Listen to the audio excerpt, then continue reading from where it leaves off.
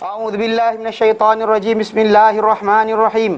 Alhamdulillah nahmaduhu wa nasta'inuhu wa nastaghfiruh wa na'udzu billahi min syururi anfusina wa min sayyiati a'malina. Man yahdihillahu fala mudhillalah wa man yudlilhu fala hadiyalah. Asyhadu an la ilaha illallah wa asyhadu anna Muhammadan abduhu wa rasuluh. Allahumma salli ala Muhammad wa ala ali Muhammad kama sallaita ala Ibrahim wa ala ali Ibrahim. Wa barik ala Muhammad wa ala ali Muhammad kama barakta ala Ibrahim wa ala ali Ibrahim fil alamin innaka Hamidum Majid. Qala bishrah li sadri wa yassir li amri wa hlul 'uqdatam min lisani yafqahu qawli, amma ba'. Alhamdulillah, kita bersyukur kepada Allah kita dapat lagi bersama-sama untuk kita meneruskan kelas pengajian kita berkenaan dengan faraid, dan insya-Allah kita dah mula nak ambil berkenaan perkiraan dan sampai ujung kita dah belajar berkenaan dengan bahagian-bahagian dan habuan-habuan orang yang wajib dapat. Orang-orang yang dapat makan secara asabah, kita tak berbimbang pasal diorang ni, kita kata semua waris-waris lelaki yang hadir dalam keluarga tu kecuali adik-beradik seibu dengan si mati.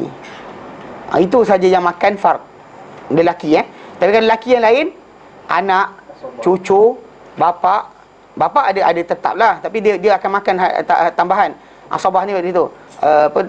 Adik-beradik lelaki, sepupu lelaki, bapa saudara lelaki dan sebagainya, belah bapa semua sekali makan asabah. Kecuali bapa saja yang dikatakan dia ada makan dua. Dia makan fardu. Mana kalau anda kata apa keadaan si pun dia pasti dapat fardu. Kalau tak ada orang si mati tadi, tak ada adik-beradik, tak ada anak dan sebagainya, maka dia akan dapat fardu dan asabah. Kita tak pergi kita bincang kemudian. Baik, jadi ingat boleh jadi kita belajar itu, kita kata dalam ilmu faraid ni, pembahagian yang Allah Ta'ala ditetapkan oleh Allah SWT, habuan dia ada 6 bentuk. 1, setengah.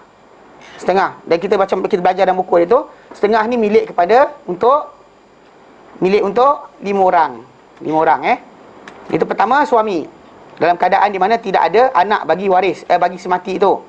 Tidak ada furuk waris. Mana tak ada anak, tak ada cucu daripada anak lelaki, and so on, maka automatik suami tersebut akan dapat separuh daripada harta si mati. Orang lain ada, tak usah tanya. Siapa ada dalam tu tak beri efek kepada keadaan berkenaan. Cuma si mati itu ada anak ke tidak, ada cucu ke tidak daripada anak lelaki. Kalau ada, maka si suami tadi akan tersekat daripada mendapat separuh harta peninggalan. Kedua, anak perempuan.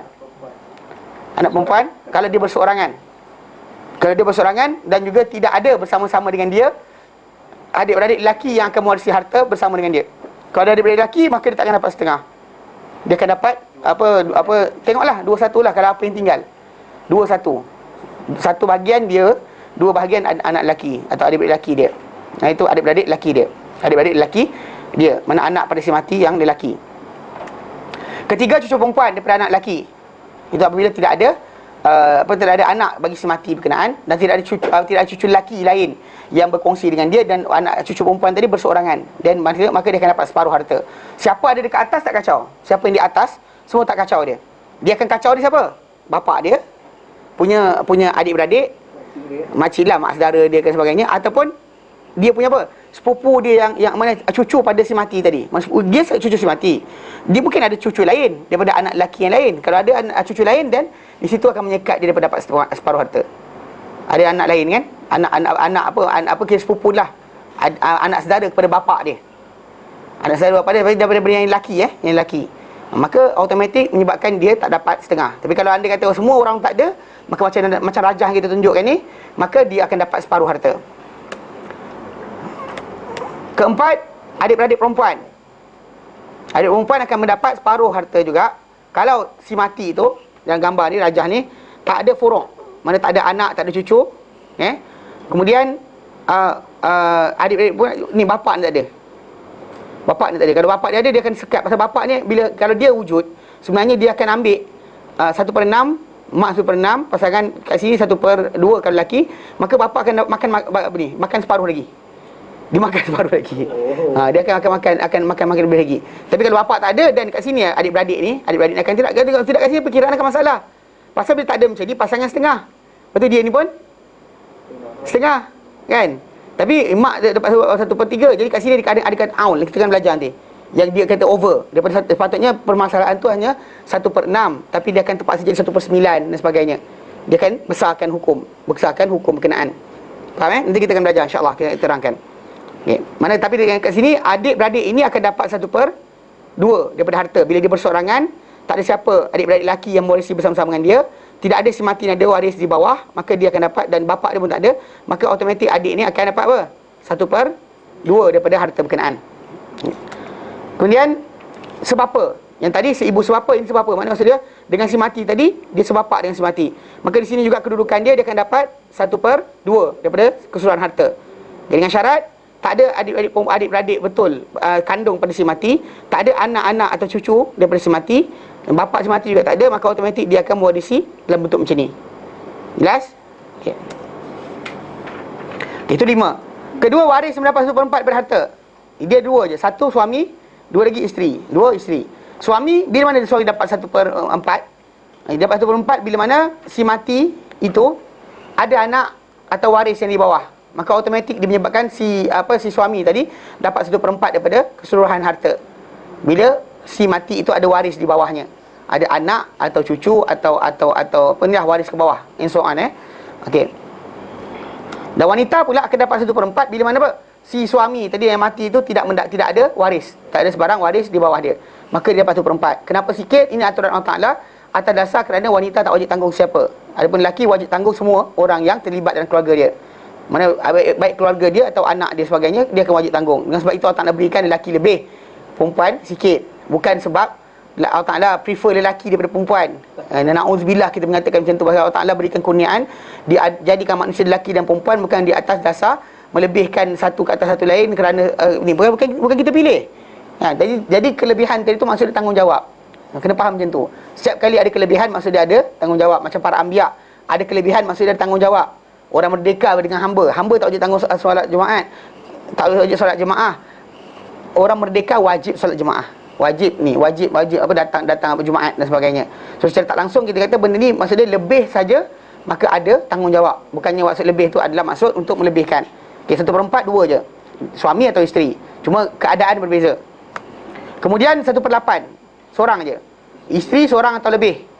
Bila Bila si suami tadi lelaki tersebut dia ada anak atau atau ada furu' ada anak dengan isteri tersebut atau isteri yang lain, maka automatik si isteri yang ada atau isteri-isteri yang ada semua sekali akan dapat hasil 1/8 saja daripada keseluruhan harta yang tinggal oleh suami.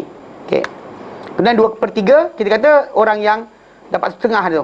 Siapa dapat setengah? Orang anak perempuan. Dia ada 4. Dengar, dia ada 4. Yang dapat setengah harta tu ada 4. Ada 5, tapi tolak 1. Tolak suami. Yang lain tu orang yang sama akan dapat 2/3 ni. Siapa? Anak perempuan, 2 orang anak perempuan atau lebih. Kemudian cucu perempuan 2 atau lebih. Kemudian adik-beradik perempuan 2 atau lebih. Lepas tu kemudian adik-beradik sebab perempuan sebapa dengan si mati 2 atau lebih. Dengan syarat lah. Dia ada syarat lah. Syarat yang sama. Syarat yang sama diorang tak boleh dapat. Diorang akan dapat setengah. Kalau apa? Kalau kita tanya anak perempuan dapat setengah atau apa? Kalau tak ada adik-beradik dia yang lelaki, maka dia adalah tunggal daripada kalangan anak si mati itu, maka automatik dapat setengah. Kalau dia ramai, tambah 2/3. Itu je. Kalau yang perempuan tu, bila kata adik-adik perempuan akan dapat setengah. Kalau cucu perempuan akan dapat setengah. Kalau tak ada anak pada si mati tu, kemudian cucu perempuan ni dia dapat setengah tadi. Kalau ni kata tidak ada waris lelaki bersama dengan dia, tak ada cucu lelaki bersama dengan dia, so dia berseorangan dapat setengah harta. Tapi bila kita nak jadikan 2/3, tambah je 2 orang. Sama je hukum dia. Macam setengah tu sama je hukum dia. Dan juga adik-beradik kandung, adik-beradik perempuan kandung, kalau seorang macam tu juga. Dia dapat setengah harta kita kalau kita tak ada waris di bawah, dan kemudian dia berseorangan, dan kemudian tak ada siapa menyekat dia daripada contoh macam bapa atau ataupun anak dan sebagainya, maka automatik juga tak ada siapa adik-beradik lelaki dia. Adik-beradik lelaki yang lain mewarisi harta si mati, maka automatik dia akan dapat 1/2. Tapi bila diramai 2/3. Itu je. Dan juga adik-beradik sebapa dengan si mati. Tak kira berapa ramai. Yang pentingnya dia lebih ber 2 orang, maka dia akan jadi 2/3. Nampak? Anak perempuan, nampak? Anak perempuan 2 orang, kemudian cucu perempuan 2 orang ke atas. Kemudian saudara perempuan kandung. Kemudian saudara perempuan sebapa. Lupa nak buat garis. Kalau bapak dia orang tak boleh dapat. Bapak dia orang tak boleh dapat banyak. Dia akan dapat, dia akan tersangkut daripada menerima benda berkenaan.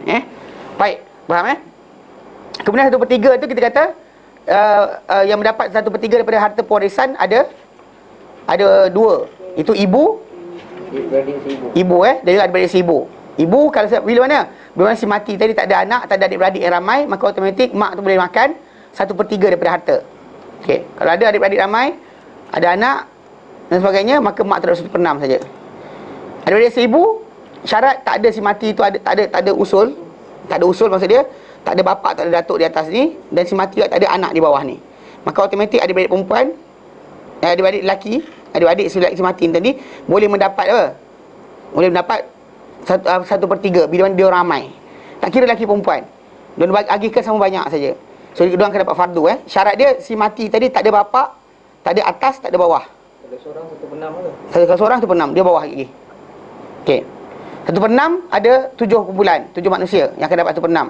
Pertama ibu. Bila ibu dapat 1/6, bila mana si mati tu tadi dia ada anak atau ada adik-beradik ramai. Anak atau adik-beradik lebih daripada 2 orang. Adik-beradik. Maka si ibu akan dapat 1/6. Nenek dapat tapi menggantikan apa? Ibu lah. Kalau ibu tak ada, mak nenek gantikan tempat. 1/6 jugalah. Okey. Sama syarat ni sama. Syaratnya si mati tadi tidak ada anak di bawah dia atau cucu di bawah dia ataupun adik-beradik yang lebih daripada 2 orang. Okey, kalau ada lebih 2 orang, dia tak dapatlah lebih dari 1/3, dia akan dapat 1/6 je. Okey. Syarat dia itu. Cucu perempuan dan anak lelaki, okey, akan dapat 1/6 juga. Tapi bila mana? Bila dia menemankan mak saudara dia. Katakan orang tu mati, kemudian tinggalkan anak-anak, anak semua mati, tinggal seorang anak perempuan. Anak perempuan dia confirm dapat setengah. Jadi cucu perempuan ni akan temankan mak saudara dia dapat 1/6, mencukupkan 2/3 daripada keseluruhan harta si mati. Faham? Dia akan dapat sini. Yang ni tak siapa boleh sekat dia. Okey. Kemudian saudara sebapa, saudara perempuan sebapa pun dapat 1/6. Boleh dapat 1/6 bila mana menemankan menemankan siapa?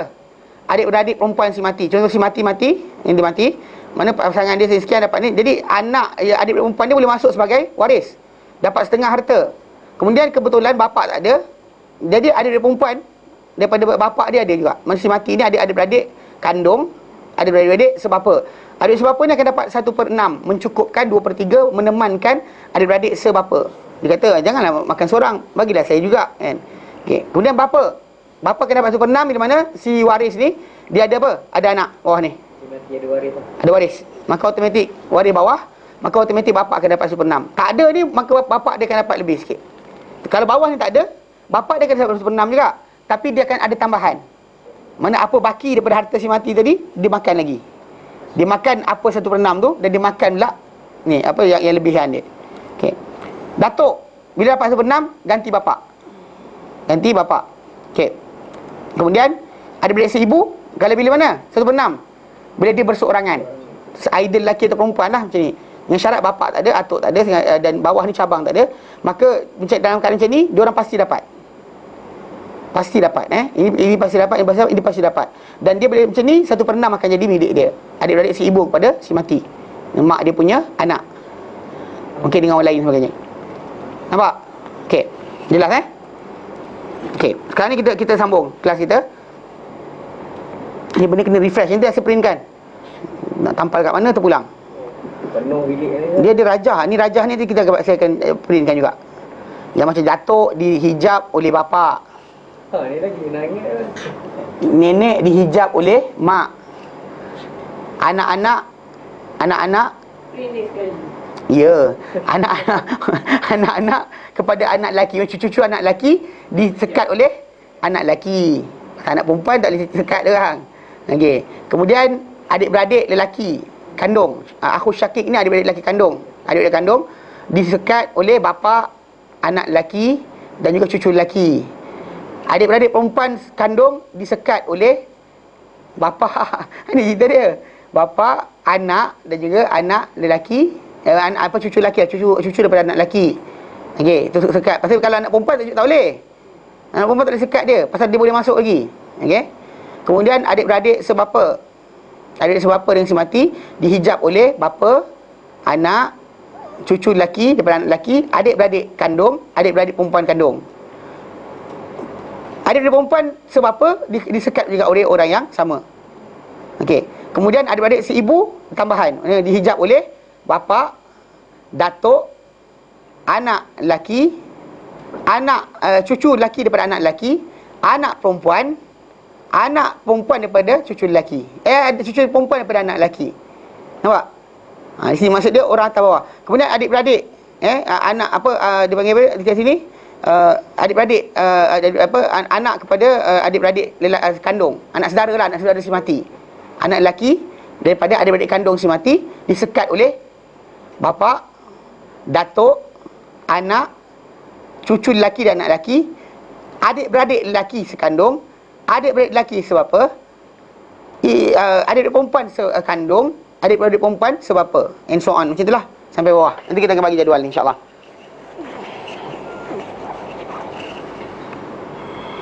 Okey. Faham Jadi nanti kita printkan. Okey, balik buku kita. Okey, dan kita ambil dah ambil 1/6, kita ambil 1/2, 1/4, 1/8, 2/3, 1/3, 1/6. Dah habis dah. Okey, sekarang kita sambung Berkata pengarang buku kita hafizahullah rahimahullah, semoga Allah pelihara beliau, yang tambah nota kaki tu hafizahullah. Wa tasqutul jaddatu bil dan akan gugur, dia kata, nenek-nenek dengan mak. Bila ada saja mak, nenek jatuh. Tak dapat mewarisi sebarang harta. Wal ajdadu bil ab, dan datuk-datuk ni gugur pula dengan bapa. Siapa atas? Kan kata orang tu ada onyang, punya onyang sekali kan. Semua akan jatuh dengan apa? Bapa. Bapa akan sekat. Dia tak akan naik ke atas dah. Wa yaskutul waladul ma arba'akik. Tengok kenapa dia kata itu. Lianna, nota kaki bawah. Lianna man adla ilal maiti biwasitatin hujiba biwujudiha. Kerana siapa-siapa yang diunjurkan kepada mayat dengan perantara. Contoh ini mayat, perantara dia siapa untuk sampai mayat tadi? Bapa, mak. Maka masa dia orang tu turun kepada mayat tadi, connection dia dengan dua ni. Bila bapa dengan mak ada, maka siapa atas tak boleh lintas lah. Sangkutlah pasal apa? Bapa tu ada lagi. Kalau bapa tak ada, sampai link tu kepada datuk atau nenek. Tapi bila benda tadi ada orang berkenaan, maka tak boleh, dia akan dihijab. Hujiba biwujudiha, dia akan dihijab dengan wujudnya perantara tadi. Perantara tu wujud, maka orang atas je tak boleh masuk. Macam anak lah, macam cucu daripada anak lelaki.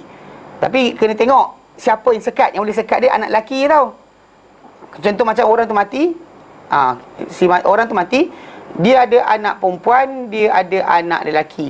Anak perempuan dia ramai, anak lelaki dia seorang je. Okey. Lepas tu anak lelaki dia meninggal. Lepas tu dia meninggal.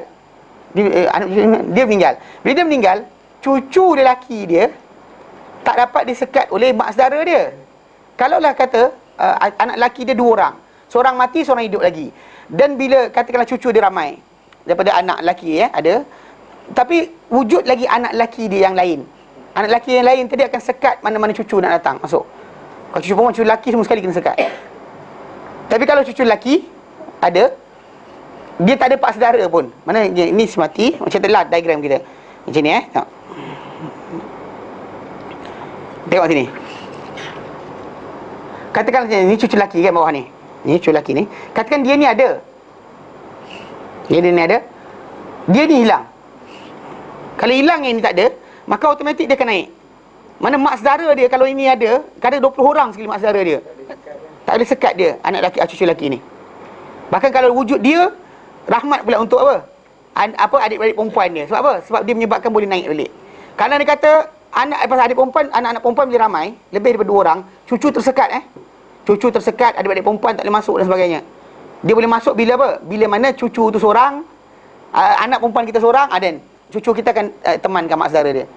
Kamu dah masuk. Atau adik perempuan kita pun mula try masuk. Kalau dia kata anak kita perempuan seorang saja. Tapi katakanlah macam contoh diagram ni, yang ada ni tadi cucu lelaki.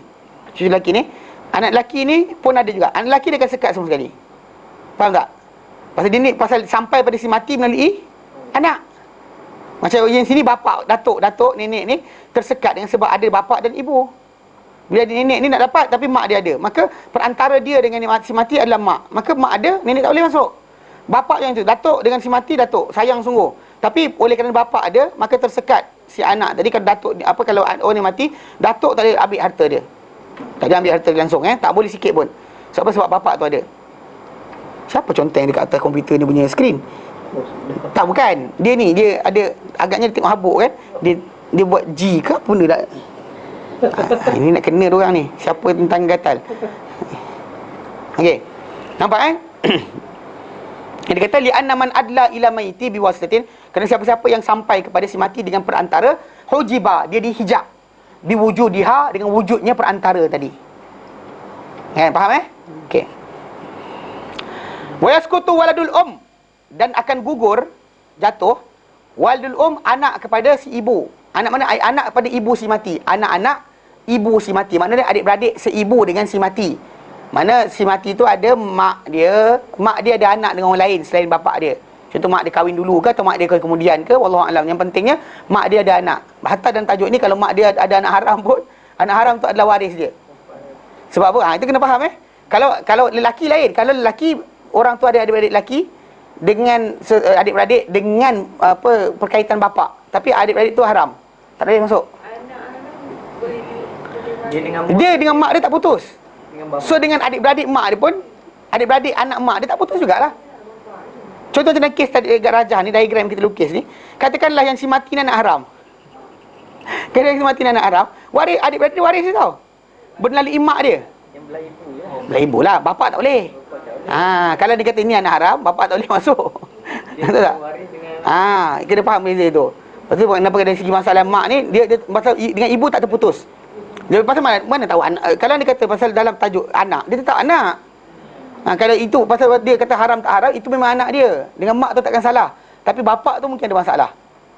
Kan tak, kalau kena perempuan tu jenis tak senonoh kan, banyak lelaki dan sebagainya, tak tahu anak siapa. Tak anak A ke B ke C.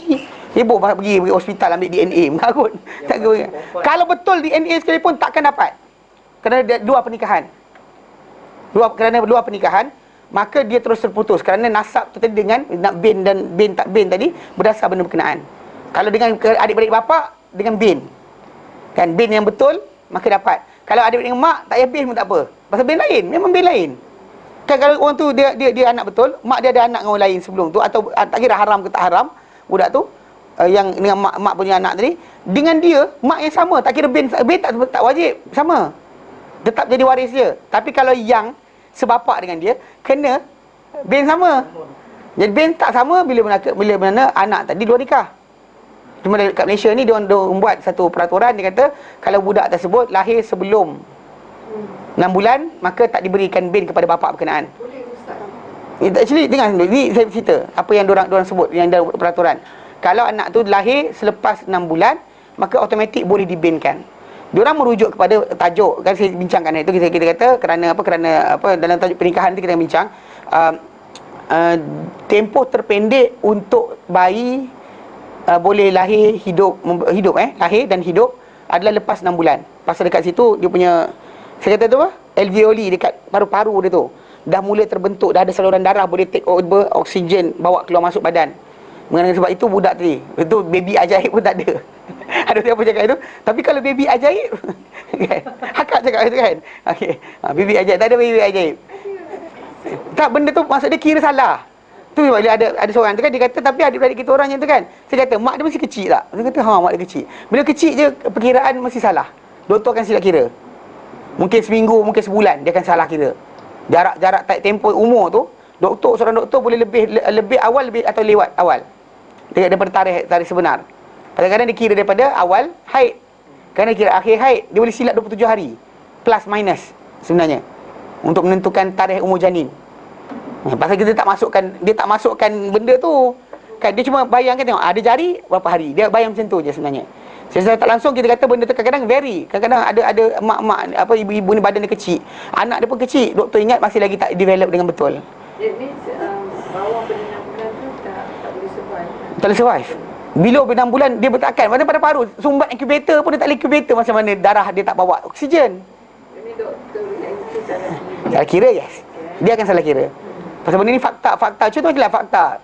Manusia terjadi pada sperma dan ovum. Boleh tak jadi tanpa sperma? Memang ada. Tapi apa? Isa AS je. Isa AS saja. Janganlah, tapi ustaz, itu tak mustahil. Dalam dunia lebah mungkin jadi anak tanpa bapa. Pandang muka dia hantu dengan batu tu. Kan? Mana boleh lah kita kata benda tu mukjizat. Isa lahir tanpa bapa, itu mukjizat dia panggil. Tak ada siapa boleh macam apa, buat macam video. Atau ada filem apa dia buat filem apa benda tau, cerita apa, telenovela.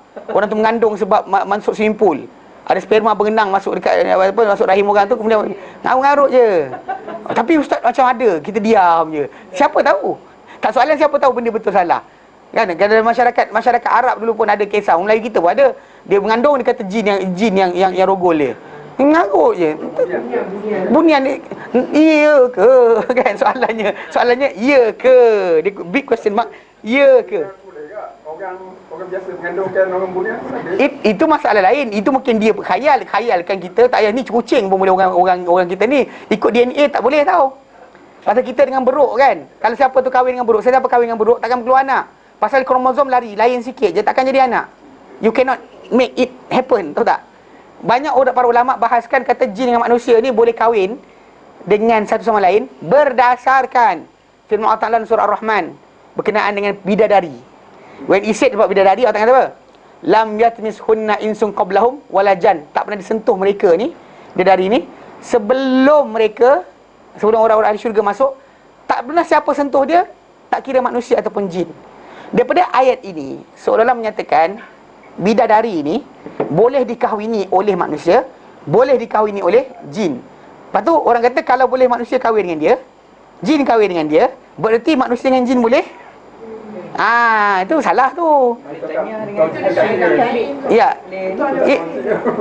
Imam Ibn Taymiyah dengan Asyuti memang boleh. Dia kata boleh sebab apa? Sebab possibility. Bahasa ayat itulah. Tapi masalah sekarang ni, Imam Malik mengatakan tak boleh. Jumhur tak boleh sebab apa? Tak pening kepala, besok mengandung je. Ini anak bunian. Nanti dia lah. So mengandung je, ini anak bunian. Pandang muka kan. Boleh hilang kejap. Sekarang boleh. Yang garut je. Delusional. Kadang-kadang penyakit badan dan sebagainya. Jumhur dan yang Roger cakap tak boleh. Dia tak boleh. Ustaz, kalau si mati itu anak haram, maknanya atas-atas dia tak boleh lah. Bapak dah tak ambil. Bapak tak boleh ambil, Mak tak apa, mak confirm. ayah pada mak. Boleh. Ayah pada mak tak masuk. Ayah pada mak bukan waris. Oh, betul boleh. Ha. Anak dia okey lah. Cuma dia buka ke bawah je lah, anak dia okey lah. Ya. Anak dia confirm okey. Anak confirm janji dia kahwin dengan sah pula lah. Jangan dia anak haram, dia kahwin anak dia pun anak haram juga, tak boleh lah. Kita cerita ni okey, kita ni benda ni bukan nak hina, tapi benda tu kadang-kadang lah manusia berdosa, kadang-kadang ada seorang tu dia tendensi, faham tak? Kecenderungan dia. Kita tak boleh kata orang tu macam 7 keturunan jahanam. Tak boleh. Tahu tak? Kalau dia bertaubat pada Allah Taala boleh beri taubat pada mereka. Bukan kerja kita nak menghukum dia orang. Yang penting sekarang ni dia orang silap salah. Peraturan dia satu benda je. Bab berkenaan nasab keturunan, waris mewarisi dan sebagainya, dia terputus daripada bapak haram dia. Mak haram dia tu memang mak haram tu mak dia. Kan pusing mana pun perempuan tu mengandungkan dia. Dia tak dapat putuskan nasabnya. Tak boleh. Dengan ibu tak boleh. Tapi dengan bapa putus. Cuma ada orang sebut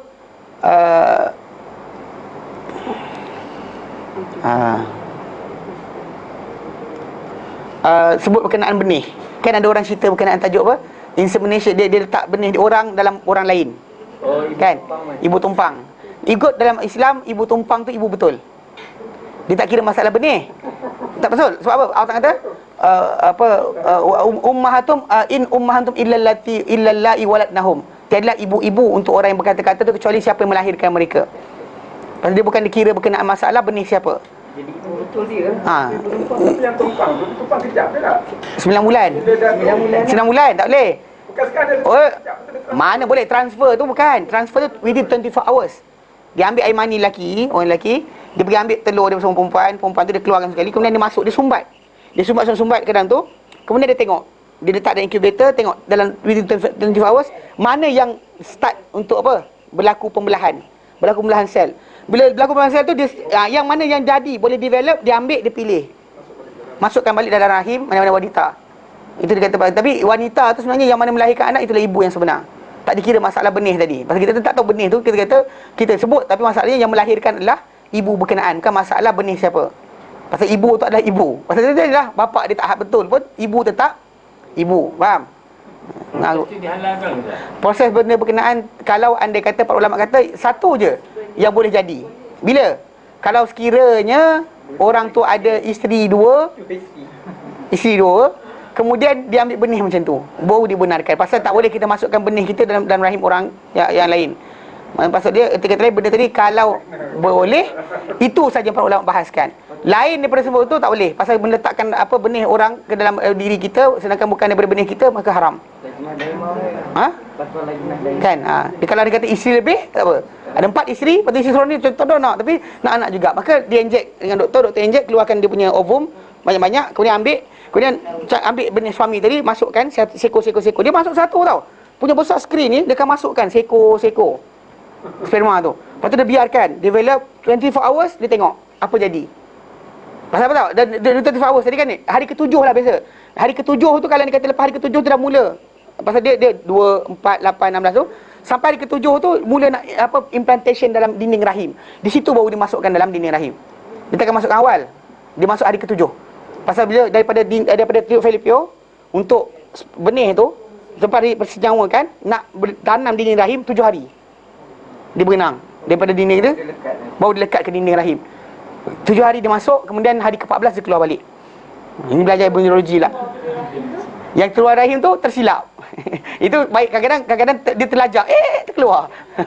Dia terkeluar daripada dinding rahim. Dia pergi masuk dinding lain. Itu tersilap.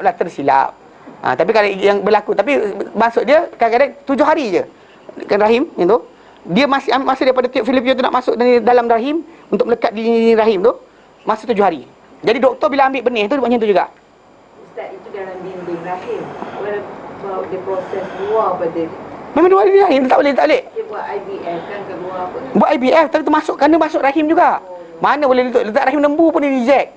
Kalau dia kata ambil benih tadi letak dalam rahim lembu takkan terima. Itu kena faham. Dia tak boleh masuk melainkan dinding rahim manusia saja. Dia cuma senyawa kat luar. Sebab persenyawaan dibuat di luar. Tetapi nak besar bayi tadi mesti masuk dalam rahim balik. Dan dia akan kira hari ke-7.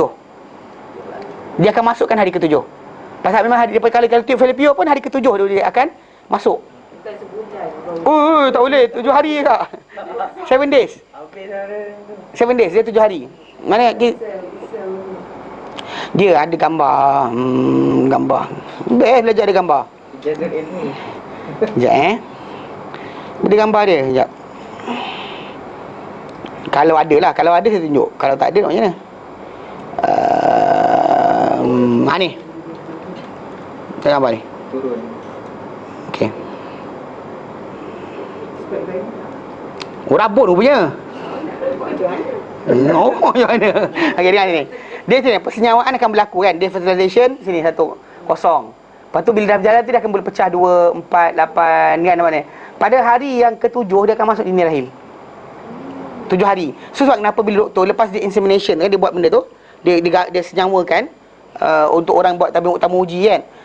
Bagi tamu uji ni, dia lepas dia senyawakan, dia pakai mikroskop elektronik besar gila. Benda tu halus sangat. Bayangkan sperma benda tu proses tu adalah hujung jarum. Mikroskop elektron. Hujung jarum tau. Mana pasal ovum ni adalah sel terbesar dalam badan manusia. Dia besar hujung jarum. Kalau boleh tengok, tuan-tuan boleh tengok hujung jarum atau boleh nampak dia. Pasal dia adalah sel terbesar.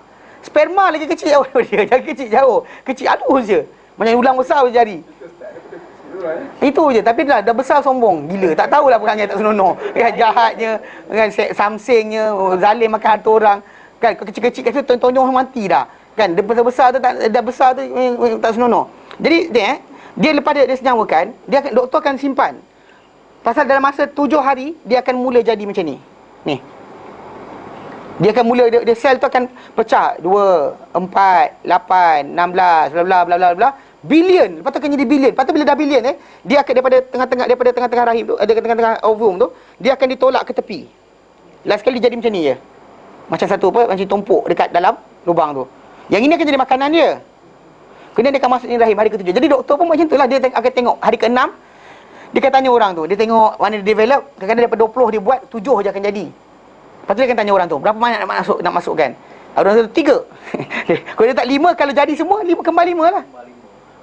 Dia akan tanya dulu orang tu berapa banyak nak masukkan, pasal possibility. Kalau letak 1 takut gugur terus.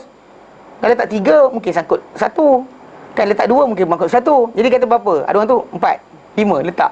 Kalau letak banyak jadi banyak lah. Faham Tu jadi benda tu kita kata mesti dalam rahim juga. So orang kata bagi tabung uji tu, tabung uji ni dekat luar sebelum daripada dia mula develop saja. Injek masuk balik. Mana boleh, kalau boleh masuk dalam lembu lama dah. Amerika Syarikat nak tentera kan, tak dan masuk lembu kan. Develop dalam perut lembu. Yalah betul lah. Beranak dalam perut lembu dah dia. Tak, actually betul pasal negara-negara ketenteraan macam Rusia, mana ada penghormatan berkenaan tajuk masalah nyawa manusia. Macam promo bulu. Dia kan buat macam tu lah. Mana beranakkan dalam perut lembu. Berapa? 15. Masuk dalam tu. Beranak semua keluar kan. Anak manusia. Tentera-tentera baru kan. Tak betul, serius. Nanggut je. Faham? Jadi 7 hari tau. Daripada sini, ni kata kan. Daripada sini pergi berenang ke sini 7 hari. Daripada sini dia berenang ke sini, dia besarkan balik ni. Dari sini ke sini 7 hari. 7 hari. Orang kata apa, darah haid 5 bulan tu ni dinding ni dibuang. Pasal setiap bulan perlu diberikan dinding baru supaya dia boleh melekat. Bila tak ada berlaku implantation, dan dia akan buang bagi dinding baru pula fresh setiap bulan. Ni benda ni kalau zaman dulu tak ada gambar macam ni, orang kata cakap lucah. Tapi ni bagi tahu betul kan. Ni bagi tahu kan contoh konsep berkenaan dengan tajuk embriologi. Baby tu dah jadi baby. Ada. Tak apa, nanti kemudian. Itu bincang lain. Ya, baik. Jadi dia kata waiskutu waldul dan akan gugur anak-anak kepada si ibu pada ibu si mati. Ma'a arba'atin dengan 4 golongan. Siapa? Al-waladu, anak pada si mati. Waldul ibn, cucu pada si mati. Cucu daripada anak lelaki si mati. Wal ab, bapa. Wal jad, dan juga datuk.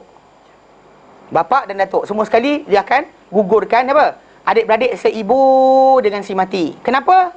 Tengok nota kaki 2. Li'anna irsahu kalalah. Kerana pewarisan mereka, adik-beradik seibu ni dipanggil kalalah.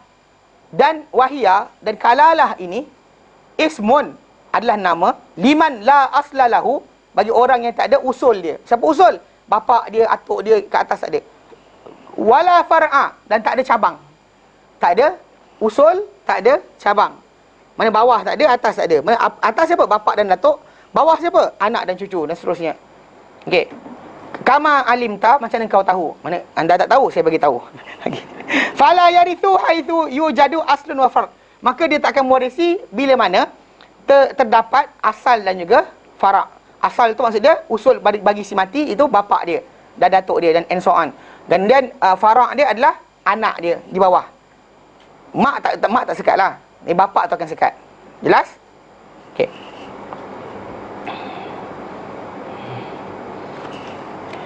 Wa yaskutul akhu, dan akan gugur adik-beradik lelaki lil ab wal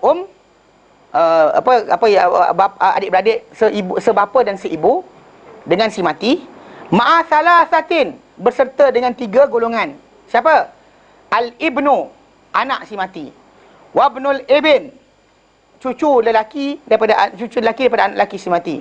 Wal ab, dan juga bapa kepada si mati. Wa yaskutu, dan akan gugur waldul ab, anak pada bapa, mana anak kepada bapa si mati. Anak kepada bapa si mati, maksud dia adik-beradik sebapa dengan si mati.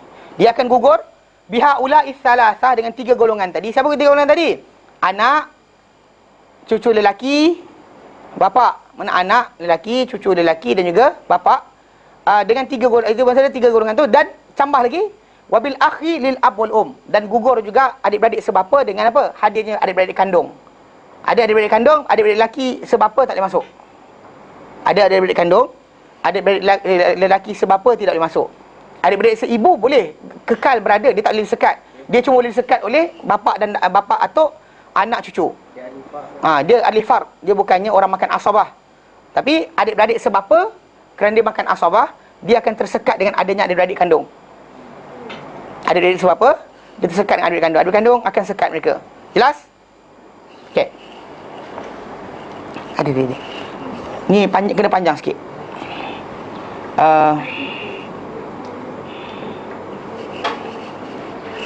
Sekejap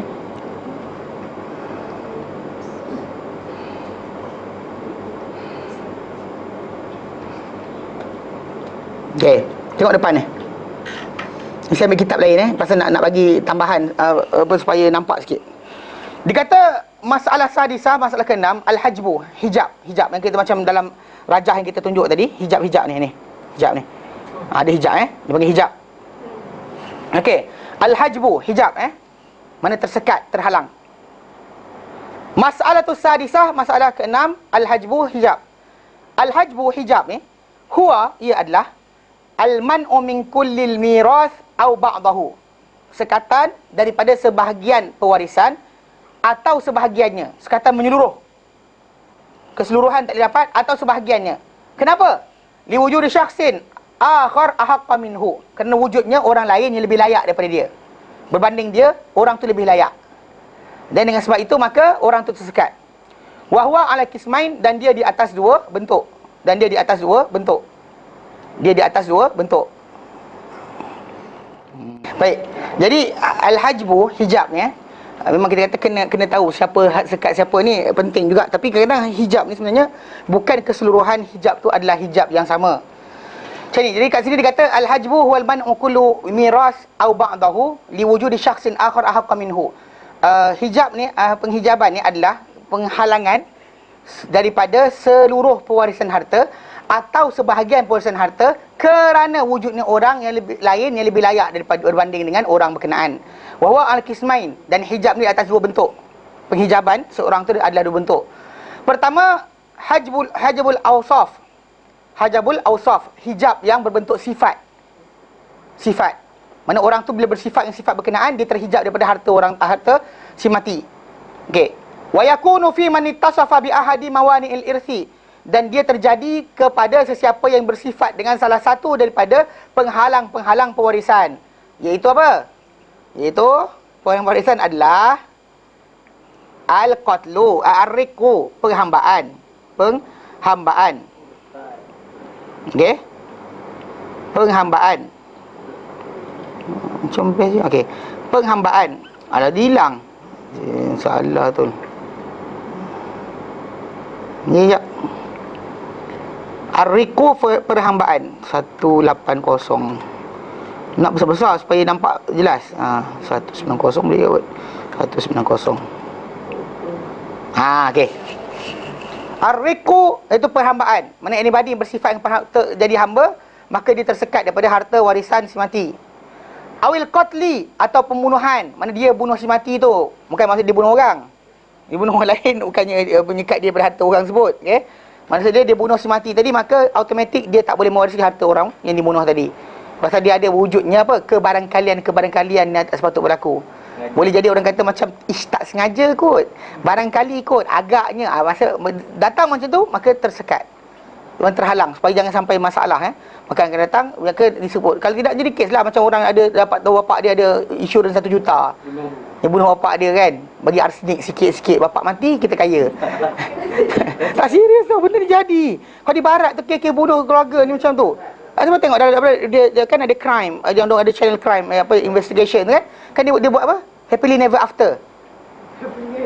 Happily never after. Kan dalam tu kisah orang di barat ni, kes yang berlaku, kes polis dia tunjukkan berkenaan macam mana orang tu kahwin. Macam happy gila, tapi bab duit ni mati. Ini lelaki tu suruh perempuan tu ambil insurans bla bla bla, tukar nama dia, lepas tu bunuh. Buat bunuh tu macam ada rompakan, tapi pistol dia. Banyak kes yang tu.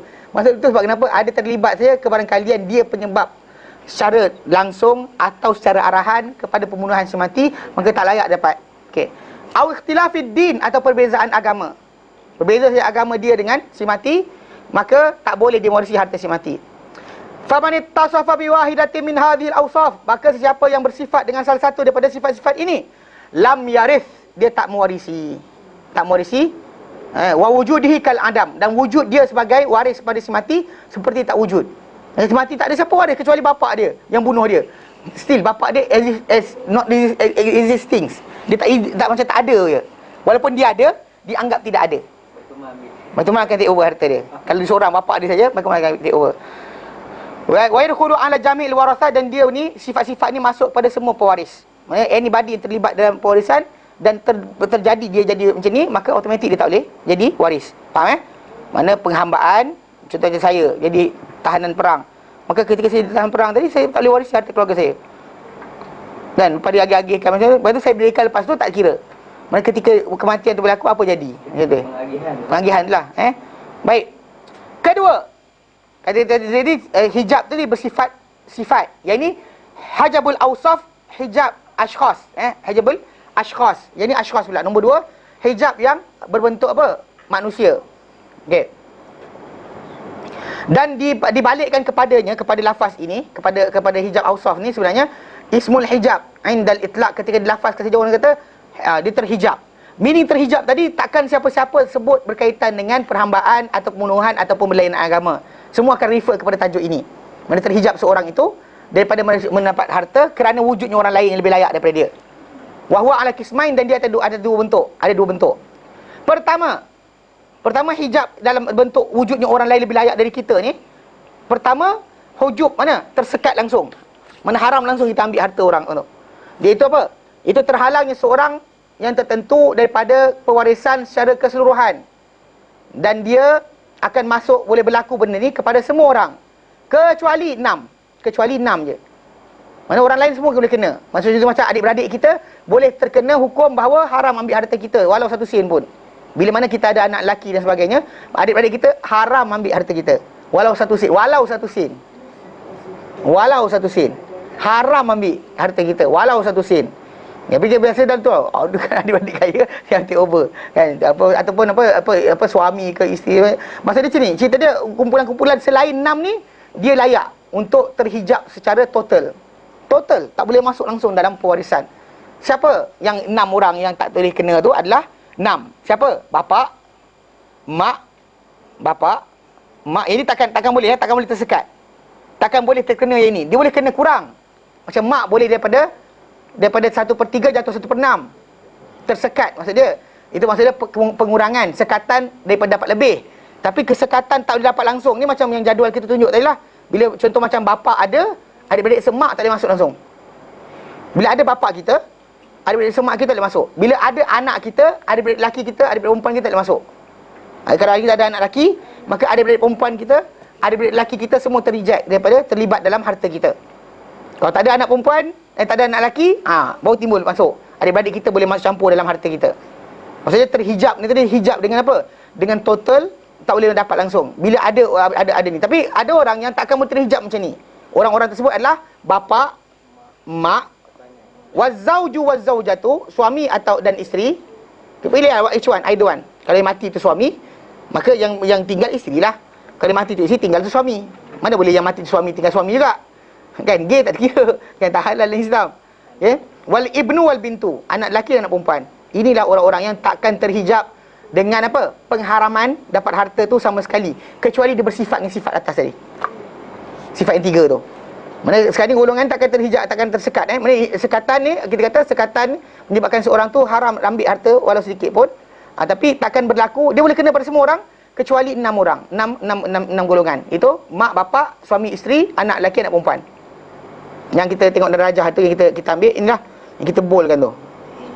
Inilah. Darajah ni kan, yang saya bolkan bapa, mak, pasangan kan, dan juga anak-anak si mati, lelaki dan perempuan. Itulah orang-orang yang takkan boleh terhijab sama sekali untuk tak boleh dapat harta. Boleh dapat kurang, tapi takkan, dia akan boleh dikurangkan habuan dia, tapi takkan boleh disekat langsung sama sekali. Tapi yang lain ni boleh jadi. Contoh macam datuk haram ambil. Bapa ada dia ambil juga harta, maka haram. Nenek ni, aku sayang si mati ni adalah cucu aku yang tersayang, bla bla bla. Nenek pun tak boleh ambil harta dia. Kan? Aku yang bela, walau bela. Walau dia bela. Walau dijaga. Walau dia sekian. Mak, selagi mak itu ada, maka mak tersebut layak dapat. Contoh macam ni lah, macam bila katakanlah pasangan si mati ni, mak bapak dia bercerai. Mak bapak dia bercerai, bapak dia, mak dia lah, tapi bercerai. Bila dia mati, bapak dengan mak dia walaupun tak ada hubungan lagi, suami isteri, tapi tetap menjadi waris dia. Tak boleh kita kata, tapi bapak engkau tu bla bla, walau bla bla. Kan? Sebutlah dia tetap buat jadi waris. Takkan boleh disekat sama sekali. Kecuali dia bunuh, kecuali dia bergeng agama, kecuali dia jadi hamba. Ni orang-orang ni. Tapi kalau kata bukan hamba, bukan sekian, maka walau macam mana kita tak boleh sekat. Macam anak kan, ada orang tu tak suka anak lelaki dia, geram gila anak lelaki tak senonoh kan, tinggalkan negara dan sebagainya. Tak boleh. Bila dia kata, tapi saya tak nak bagi anak saya ambil harta saya, tak boleh. Kan? Sebuah hospital dia terus tak boleh dapat harta. Jadi kira kita apa? Tiga Abdul macam mana kak? Itu lain. Itu hibah. Ni cerita sekarang je ni tau. Maksudnya bila mati seorang tadi 6 golongan, atau kat sini kita sebut macam 5 lah. Mana anak, lelaki perempuan, mak bapak dan juga pasangan hidup. Orang tu tadi takkan boleh tersekat daripada dapat harta sama sekali. Dia boleh jadi kurang, dia boleh jadi hilang sikit dan sebagainya. Daripada setengah jadi 1/4, daripada 1/4 jadi 1/8, daripada 1/3 jadi 1/6, daripada 1/2 jadi 2 jadi 2/3, jadi sikit lah, makin sikit. Daripada dapat sorang-sorang dia dapat kena kongsi. Itu boleh berlaku, tetapi bukan maksud dia tersekat total daripada harta berkenaan. Dia mesti dapat. Mesti dapat. Walaupun kita menyampah, dia mesti dapat. Faham tak? Menyampah mana pun dengan anak-anak anda, anak anda datang, dia mesti dapat. Waris-waris yang lain tak boleh kata tidak. Engkau dulu mak kau derhaka, tak suka kau derhaka, belah kau. Kalau dia kafir, yes. Kalau dia bukan kafir, maka harta tadi masih lagi menjadi milik dia. Makan haram. Betul, konsep dia. Senang. Mudah kerja. Ni kalau bincang-bincang panjang cerita. Tapi dia ni ustaz, tak baiklah, dia lah menyebabkan mak dia sakit jantung. Walau ya cakap kita cakap ya, tidak. Memang dia makan sakit jantung sebab tu benda lain. Kan? Makanan lain. Yang makan benda tak bukan-bukan, lepas tu salahkan anak tu. Dah senonoh tidur lewat, tengok cerita Korea tak tidur. Masalah juga. Bukan sebab anak tu. Faham? Okey. Jadi dia kata hijab ni ada dua. Hijab dengan orang, hijab dengan menggunakan orang ni ada dua bentuk. Satu, sekat terus, tak boleh dapat. Tapi 6 golongan takkan jadi pada mereka. Lain akan jadi. Kedua, asani hajabul nuksan. Hijab yang berbentuk pengurangan. Dikurangkan nisbah harta. Contoh, macam saya kata tu, mak boleh dapat 1/3 kalau si mati tidak ada anak atau cucu daripada anak lelaki, ataupun adik-beradik lebih daripada 2 orang, maka mak boleh dapat 1/3. Tetapi bila ada saja anak untuk si mati, ada cucu daripada anak lelaki dan sebagainya, atau ada adik-beradik lebih daripada 2 orang, maka automatik si ibu tadi tak boleh dapat 1/3, dia turun jadi 1/6. Dia terus jadi jatuh dia punya jumlah habuan dia dalam pewarisan berkenaan. Nampak? Automatik menyebabkan dia tersekat daripada mendapat lebih daripada jumlah yang dia patut dapat. Mana dia terkurang lah, maksud dia terkurang. Okey. Dia kata jadi hijab yang kedua, hijab nuksan. Wahwa, dan dia hijab nuksan ni pengurangan, hijab berbentuk pengurangan ni dia hilang terus. Hirman ni tak makan langsung. Hijab nuksan ni pengurangan. Okey.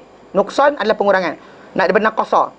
Wahwa dia adalah man'uhu min irsi akthar ila irsi aqal. Itu penyekatan orang berkenaan daripada pewarisan yang banyak kepada pewarisan yang lebih sedikit. Dia kan equivalent batuk banyak dapat sikit saja. Okey, itu maksud dia. Wasababu hadzal hajb, dan sebab hijab yang bentuk dua ni, yang kita kata ashkhas ni, adalah wujudu syakhsin ahaqqu minhu, wujudnya orang yang lebih layak berbanding dengan dia. Walidzalika, dan kerana itu summiya hajbul ashkhas, dinamakan hijab macam ni hijab yang ashkhas, tersekat orang tu dengan sebab wujudnya orang yang lebih layak daripada dia. Okey, wahwa, dan dia sab'atu anwa, ada 7 bentuk. Kita baca tadi kan dia cerita cuma setakat nenek-nenek jatuh dengan sebab mak ada, datuk-datuk jatuh dengan sebab bapa ada, adik-beradik jatuh dengan adanya anak, cucu, bapa. Kemudian adik-beradik sebapa jatuh dengan tak boleh ambil harta bila adanya anak, cucu, bapa dan juga adik-beradik yang kandung. Tahu tak? Adik-beradik seibu akan jatuh bila mana adanya untuk orang mati tadi 4 dia kata 4 golongan. Mana atuk atau bapa, anak atau cucu. Ada saja orang yang bawah atau atas tu, maka automatik adik-beradik seibu tak boleh masuk. Dia cerita pendek je. Sekarang kita terpaksa ambil panjang sikit. Okey. Jadi kata sini, okey, pertama. Jadi kata kerana tu dia kata hijab ashkhas ni ada 7 bentuk. Pertama, intiqalun min fardin ila fardin aqalla minhu. Perpindahan daripada kefarduan, itu yang satu fardu, kepada fardu yang lebih kecil, lebih jauh kurang berbanding yang pertama. Dan ini wahadha fi haqqi man lahu fardan. Ini adalah pada hak orang yang pada diri dia ada 2 kefarduan. Kazaujain, seperti 2 pasangan. 2 pasangan, contoh macam seorang suami.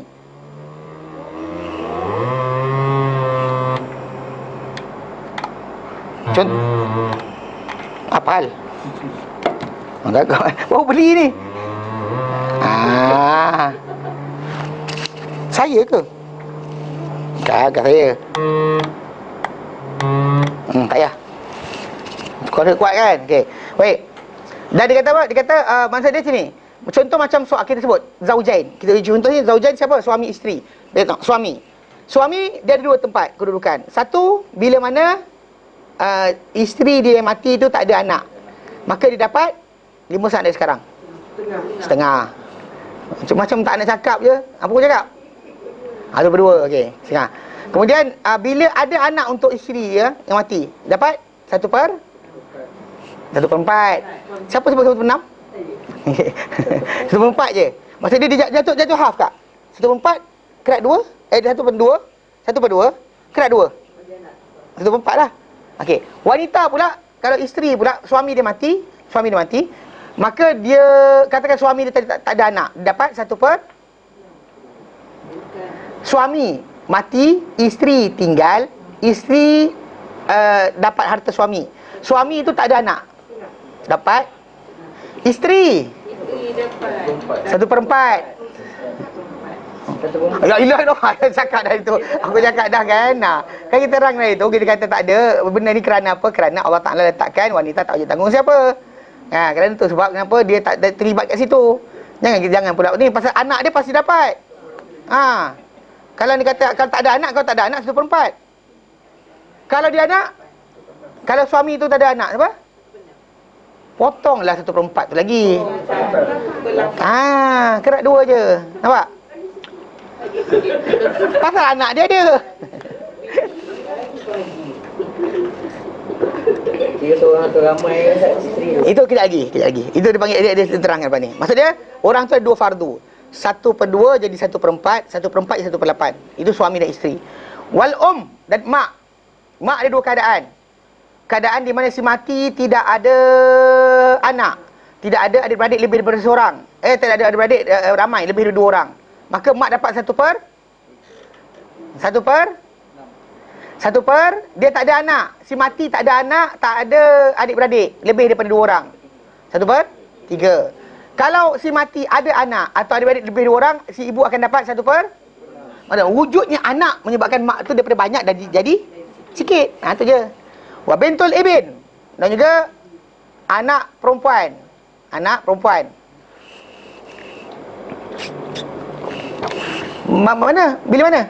Bila mana dia berseorangan, dia dapat setengah. Kalau dia ramai, dia dapat 2/3.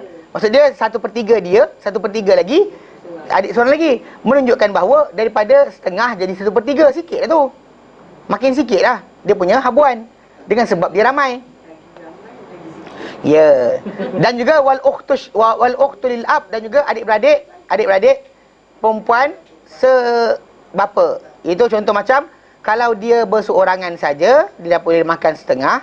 Tapi bila wujud orang-orang lain, contoh macam adik-beradik yang seibu sebapa dengan kita, maka automatik dia boleh dapat 1/6 saja. Menyekat dia. Dia tersekat. Dia dapat satu banyak dan jadi dia dapat sikit. Faham? Okey, itu bentuk pertama. Bentuk kedua, mana tadi fardu masih fardu, tapi fardu banyak jadi fardu sikit. Okey. Fardu yang kedua, perpindahan daripada fardu kepada taksib, asabah. Asabah ni maksudnya makan habis apa yang baki, makan apa yang baki. Mana daripada fardu jadi makan apa yang baki. From fardu maksudnya ketetapan jumlah yang tepat, yang jumlah tu bagus, mungkin jumlah dia besar, tapi jadi makan lagi kecil daripada tu dengan asabah. Dan ini pada hak orang-orang atau wanita-wanita yang mendapat setengah dan 2/3. Sebut berapa orang tu? Ada 4 kumpulan yang akan dapat setengah atau 2/3. Anak perempuan, cucu perempuan, okey, cucu perempuan ada pada perempuan seibu sebapa, adik perempuan sebapa. Okey, itu 4 dia. Mana anak perempuan, cucu perempuan, anak lelaki. Setengah kan? Dia kalau seorang dia setengah, kalau dia ramai dia 2/3. Kan setengah ada 5 golongan. Tu suami tak masuk. Jangan masukkan suami. Okey, pasal dia panggil zawat perempuan. Okey. Okey, maksud dia yang dapat 1/2, 2/3. Seorang 1/2. Dua orang kat atas 2/3. Orang tu ada 4 kumpulan. Anak perempuan, cucu perempuan, anak lelaki, adik perempuan kandung, adik perempuan sebapa. Anak perempuan, cucu perempuan lelaki, cucu perempuan daripada anak lelaki, adik-beradik kandung, perempuan, adik-beradik perempuan kandung, dan juga adik-beradik perempuan sebapa dengan si mati. So 4 ni. Mana diorang ni akan apa? Daripada fardu patut dapat setengah, patut dapat 2/3, dia akan pindah kepada asabah yang memang akan kecil lah jumlah dia.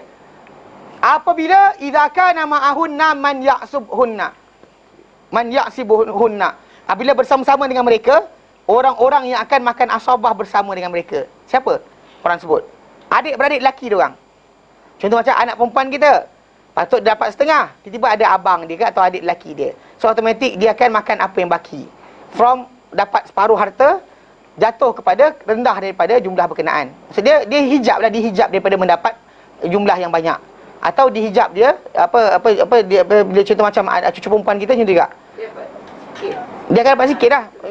Bila bersama dengan anak lelaki tu akan dapat 2, dia akan dapat 1. 2-1. So dia daripada setengah harta dapat apa yang baki, 1/3 daripada yang baki. 1/3 daripada yang baki. Kalau tidak dia dapat apa? 1/2 dari keseluruhan harta. 1/2 daripada keseluruhan harta.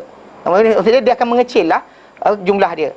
Maksudnya tapi tersekat dengan sebab apa? Hadirnya orang-orang yang asabah mereka.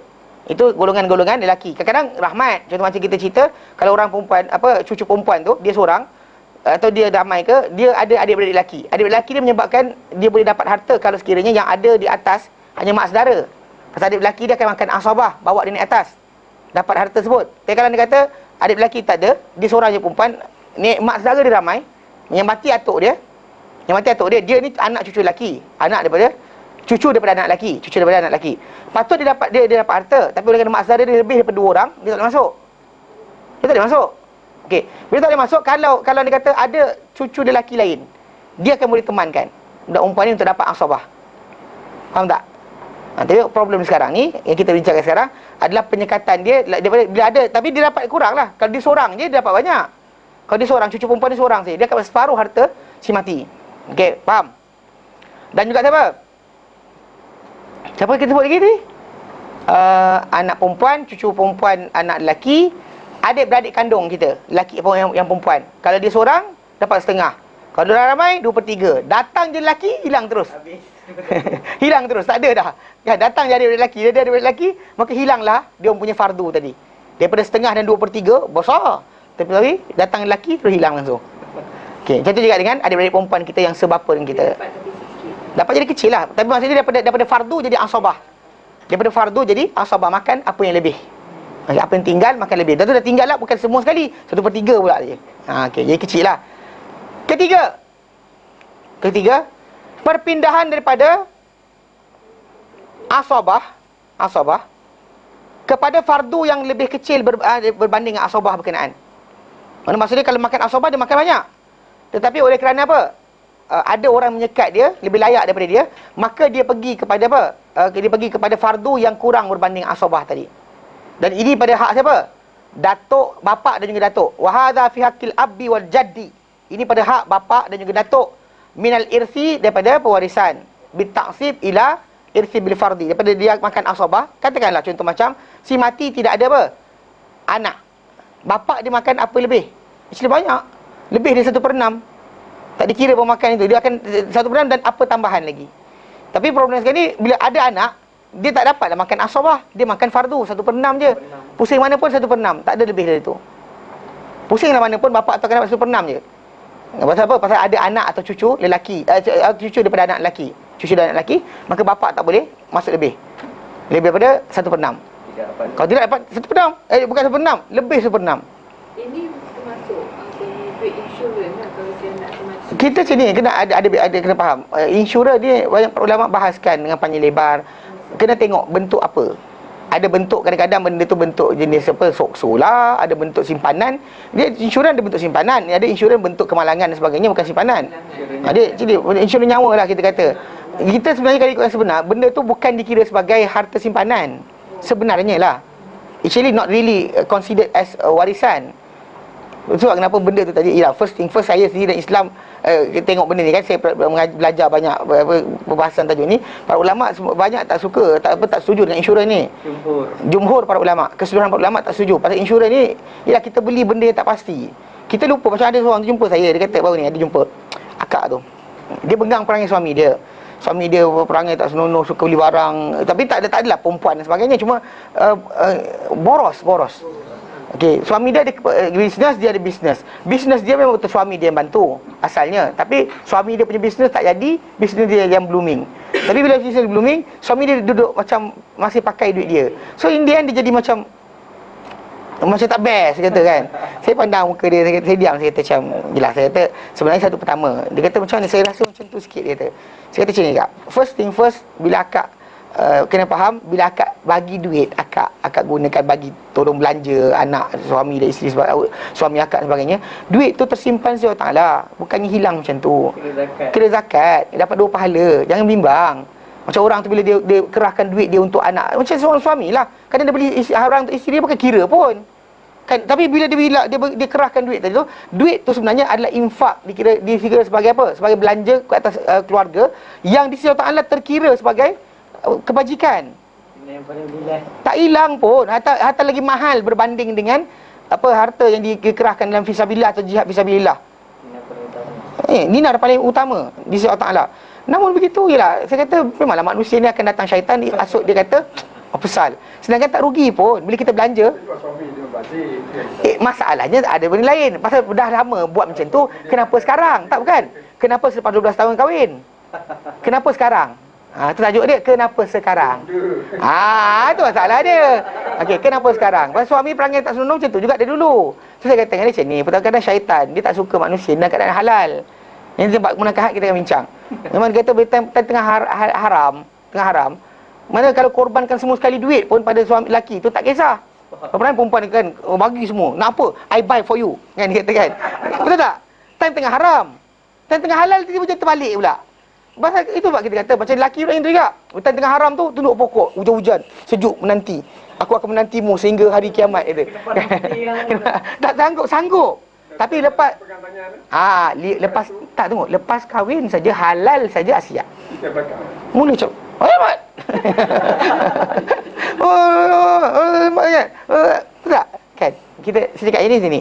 Jadi saya kata kadang-kadang macam ni. Dan bila saya kalau nak marah-marah sangat pun saya kata dengan akak tu, dikenang-kenanglah dulu pernah bercinta, saya kata. Ya, kenang-kenang dulu benda lama. Lepas tu dia pun kata macam, tapi lah untuk anak-anak saya dan sebagainya.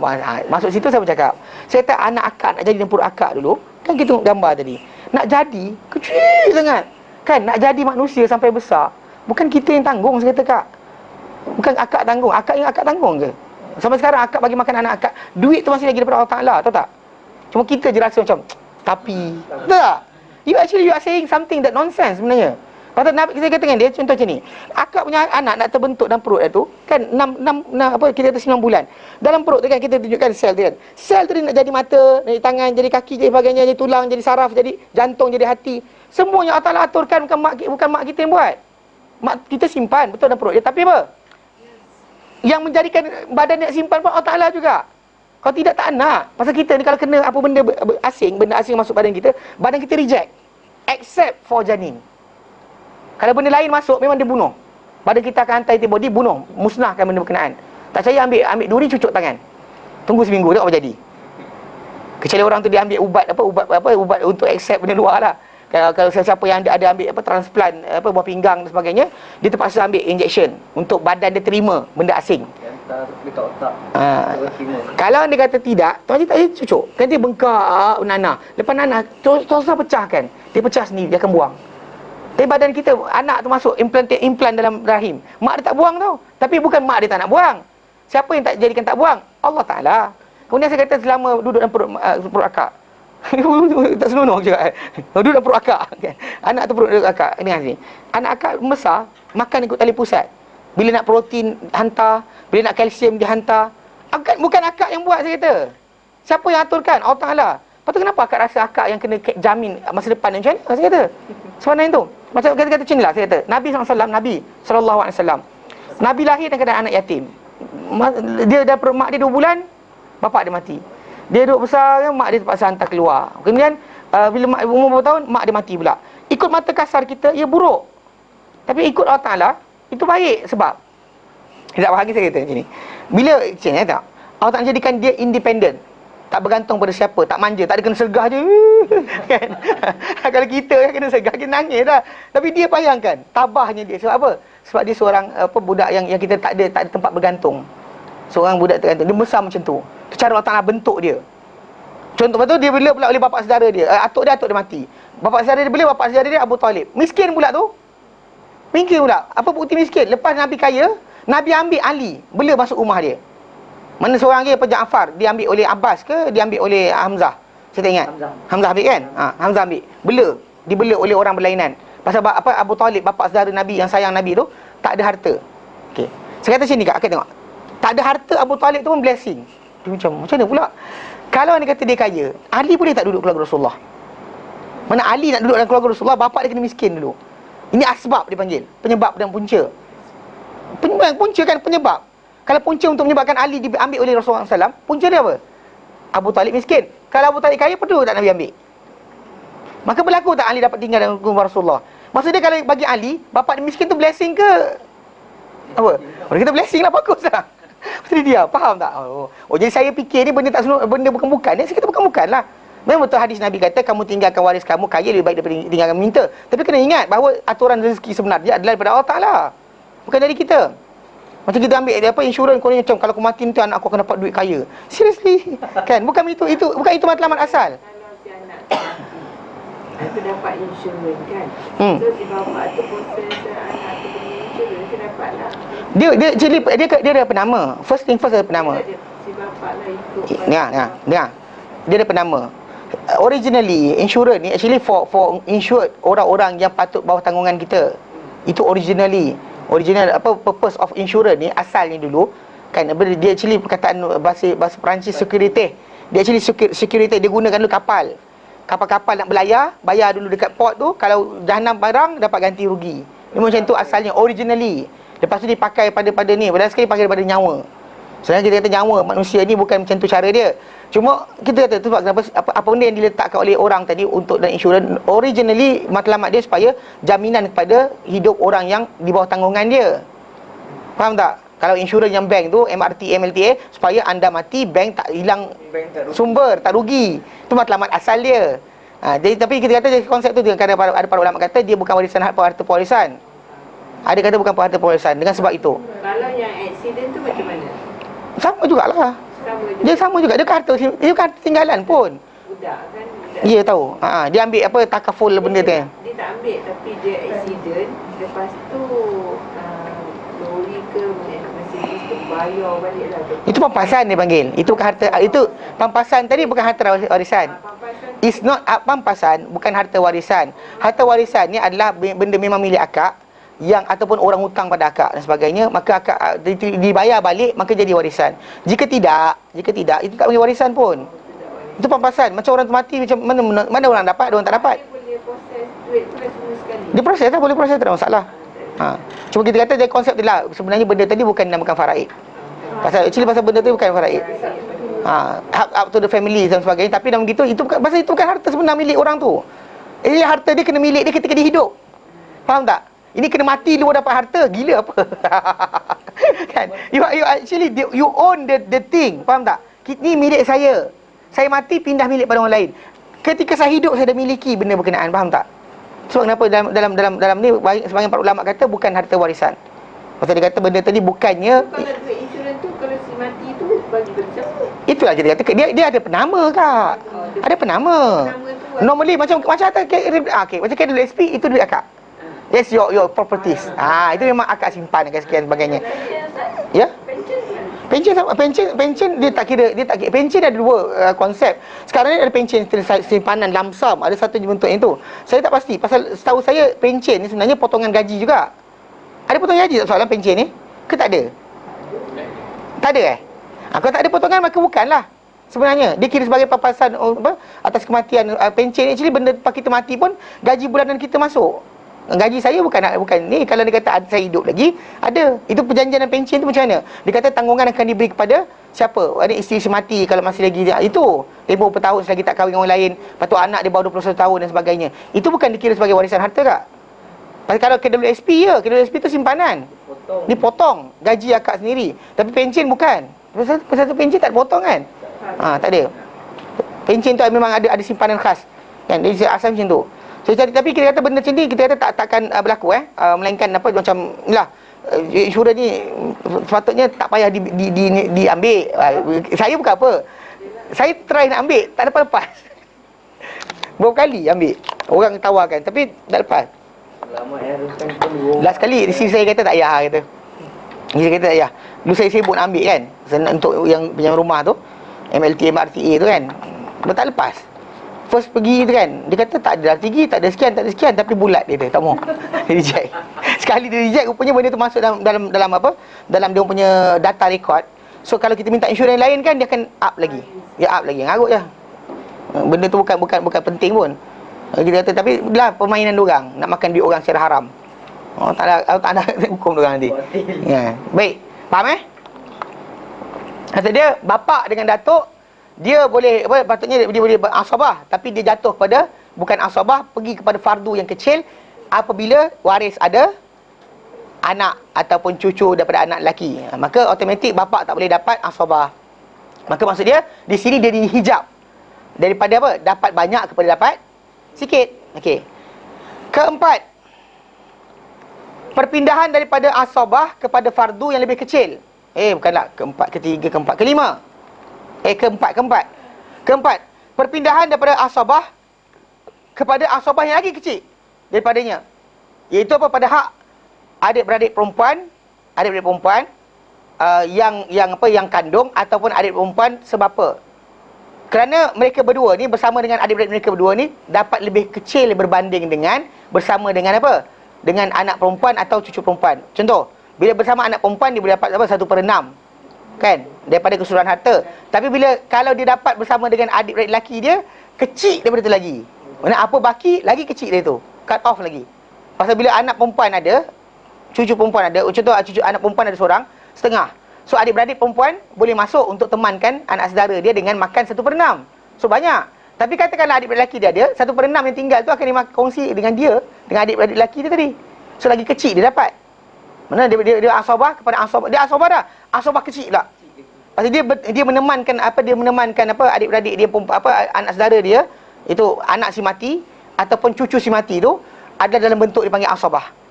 Walaupun nampak 1/6 kan kita kata, tapi dia sebenarnya menemankan saja. Mencukupkan 2/3. So jadi kalau dia kata kalau dia tak ada, kalau dia kata kalau tidak dia patut dapat setengah, tapi dapat 1/6. 1/6 tu banyak ada asabah tu. Kalau ada adik-beradik lelaki tadi, adik-beradik lelaki dia, maksudnya adik-beradik lelaki semati lah, yang lain, yang lelaki boleh menyebabkan dia jatuh lagi kecil dari tu. Asabah tapi lagi kecil. 1/3 daripada apa yang keseluruhan. Kemudian dia kata kelima al-muzahamah fil fard. Mana apa berhimpit-himpit dalam satu kefarduan.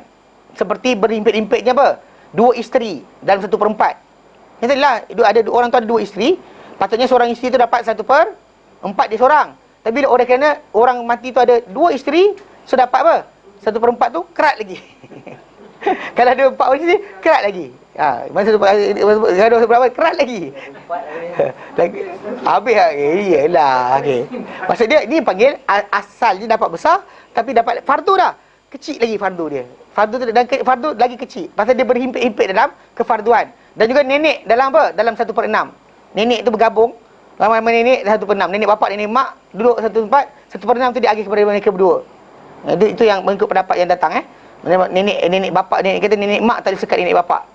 Ceritalah pasal dia hujah yang perempuan dia kata pada Umar. Dia kata kalau budak aku mati, kalau perempuan tu mati, mana besan aku tu mati, cucu dia mana pasal dia punya anak perempuan kan. Aku punya cucu aku ni, bapak dia tu anak lelaki aku. Yang ini anak perempuan dia. Kalau dia mati, cucu tak dapat pun harta dia. Bukan waris dia pun. Tapi kalau aku mati, cucu aku dapat. Pasal aku mati, ini anak lelaki kan, anak lelaki punya anak kan dapat. Kenapa pula dia terbalik tak naik? Dia kata dengan Umar. Jadi Umar kata, okey, Umar bagi. Dikongsi oleh nenek tu 2 orang. Ni, betul dikatakan itulah. Faham Baik, kelima, keenam. Berhimpit-himpit atau bersesak-sesaknya waris tadi dalam asabah. Seperti berhimpitnya asabah-asabah dalam harta atau pada apa yang tinggal dari fardu. Contoh macam anak-anak lelaki kita ramai kan, maka berhimpit-himpit ramai. Maka benda tu menyebabkan dia asal dapat banyak, jadi makin sikit. Okey. Ketujuh, muzahamah kepada aul. Itu pada hak orang punya kefarduan dalam usul yang masuk padanya aul. Nanti kita akan belajar. Saya akan tunjukkan contoh-contoh bila mana kalau dalam satu warisan tadi dia ada ramai sangat. Contoh tadilah macam tadi. Saya akan tunjukkan nanti. Tapi contoh saya nak tunjukkan rajah macam ni. Macam ni. Dalam keadaan contoh dia macam ni. Ni macam ni. Yang 1/2. Dan mudah sikit lagi. Yang ni.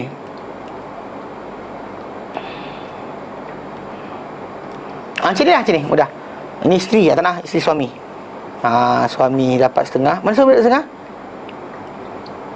Macam ni. Ini contoh gambar ni.